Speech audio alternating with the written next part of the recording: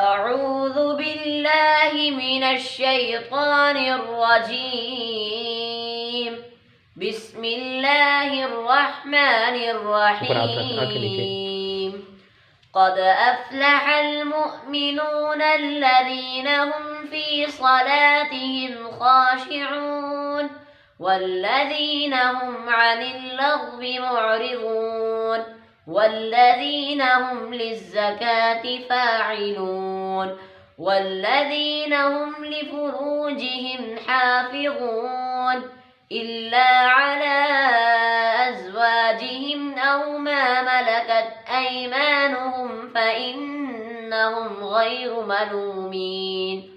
فمن ابتغى وراء ذلك فأولئك هم العادون والذين هم لأماناتهم وعهدهم راعون والذين هم على صلواتهم يحافظون. أولئك هم الوارثون الذين يرثون الفردوس هم فيها خالدون. ولقد خلقنا الإنسان من سلالة من طين ثم جعلناه نطفة في قرار مكين ثم خلقنا النطفة علقة فخلقنا العلقة مضغة فخلقنا المضغة عظاما فكسونا العظام لحما ثم أنشأناه خلقا آخر فتبارك الله أحسن الخالقين.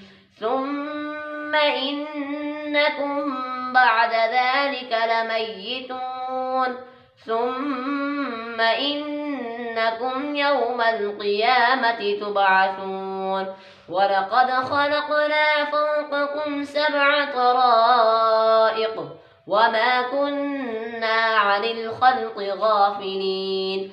وأنزلنا من السماء ماء بقدر فأسكناه في الأرض وإنا على ذهاب به لقادرون. فأنشأنا لكم به جنات من نخيل وأعناب لكم فيها فواكه كثيرة ومنها تأكلون. وشجرة تخرج من طور سيناء تنبت بالدهن وصبغ للآكلين. وإن لكم في الأنعام لعبرة نسقيكم مما في بطونها ولكم فيها منافع كثيرة ومنها تأكلون وعليها وعلى الفلك تحملون. صدق الله العلي العظيم.